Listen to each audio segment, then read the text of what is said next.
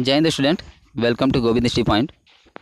जैसा आप लोगों ने हमसे पूछा था कि एडमिशन की रिक्वायरमेंट क्या क्या होगी और एडमिशन में हमें कौन कौन से डॉक्यूमेंट लेके जाने होंगे, किस किस चीज़ की ज़रूरत पड़ेगी, काउंसलिंग हमारी कब से कब तक होगी, तो उन सभी सवालों से जुड़े जो आपके डाउट हैं उसको हम क्लियर कर दे रहे हैं। आप नीचे की तरफ जाएंगे यहाँ वेबसाइट पे और स्क्रॉल करके देखेंगे तो यहाँ पे इन्होंने पूरा का पूरा विवरण दिया हुआ है कि एडमिशन के लिए आप लोगों को क्या क्या इंस्ट्रक्शन फॉलो करने हैं। तो चलिए एक एक करके हम इसको देख लेते हैं हमारे लिए क्या क्या इंस्ट्रक्शन है।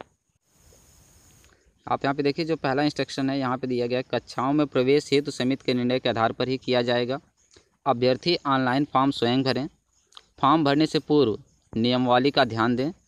अपूर्ण आवेदन पर विचार नहीं किया जाएगा।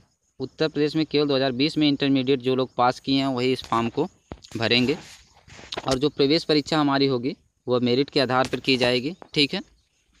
अब देखिए आप लोगों को डॉक्यूमेंट क्या क्या लगने हैं। इसमें जो जो डॉक्यूमेंट लगेंगे हम आपको यहाँ पे एक एक करके स्टेप बाय स्टेप बता दे रहे हैं।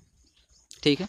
इसमें सबसे पहले जो लगेगा आपका इंटरमीडिएट की आप लोगों की सर्टिफिकेट लगेगी, साथ ही साथ आय प्रमाण पत्र लगेगा। ठीक है। हाई स्कूल या फिर किसी का जिसमें डेट ऑफ बर्थ आपका डिक्लेयर हो, तो बेसिकली हाई स्कूल की मार्कशीट से आपका काम चल जाएगा। इसके बाद यहाँ पे जिस इंस्टीट्यूट पे आपने लास्ट ईयर किया है, जैसे कि मान लीजिए यहाँ पे आपने इंटरमीडिएट फाइनल किया है, वहाँ का आपको टीसी लगेगा, जिसे हम कहते हैं ट्रांसफ़र सर्टिफिकेट या स्थानांतरण प्रमाण पत्र। साथ ही साथ आप लोगों को वहाँ से चरित्र प्रमाण पत्र भी बनवाना पड़ेगा। 2 डॉक्यूमेंट ये हो जाएंगे आपके। अगर आप अनुसूचित जाति के हैं तो आपको जाति प्रमाण पत्र लगाना पड़ेगा, या फिर आप ओबीसी हैं तब भी आप जाति प्रमाण पत्र ज़रूर लेके जाएं। ठीक है। इसके बाद जो नेक्स्ट आपकी गाइडलाइन दी गई है आप यहाँ पे देख सकते हैं। नेक्स्ट गाइडलाइन में यहाँ पे आप देखेंगे आपको 8 फ़ोटो लेके जाना है। यहाँ पे देख लीजिए इन्होंने दिया प्रवेश के समय पासपोर्ट साइज़ का 8 फ़ोटो देना अनिवार्य है। ठीक है। इसके बाद यहाँ पे आपको पूरा का पूरा विवरण भरना होगा।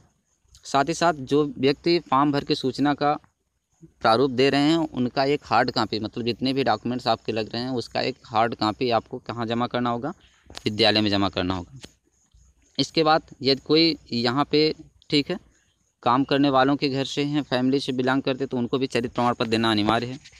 और यहाँ पे आप देख सकते हैं कि प्रवेश परीक्षा लेने से पूर्व आपको वेबसाइट पर सूचना लगा दी जाएगी और उसी के अनुसार आप अपडेट करते रहिएगा।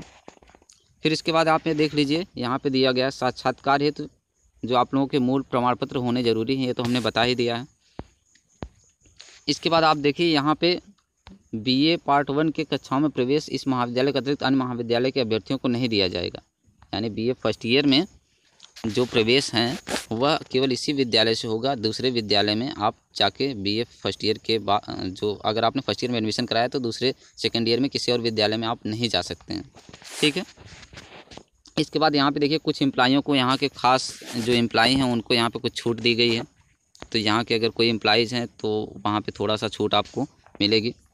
इसके बाद आप देख लीजिए कि यहाँ पे क्या क्या कैसे कैसे प्रोसेस होगा। तो यहाँ पे देखिए यहाँ पे दिया गया है आवश्यक महत्वपूर्ण तिथियाँ।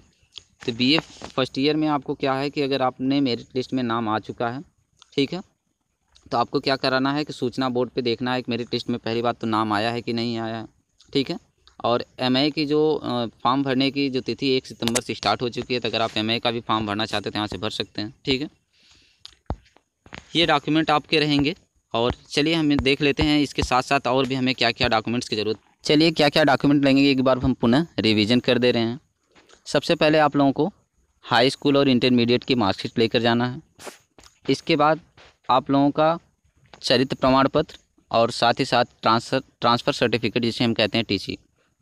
इसके बाद आप लोगों का आय जाति निवास प्रमाण पत्र होना चाहिए।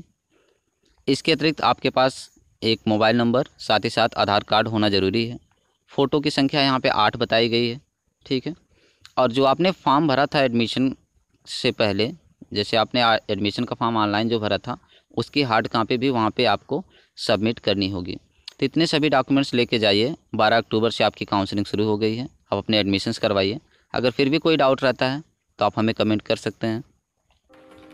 Thanks for watching Govind.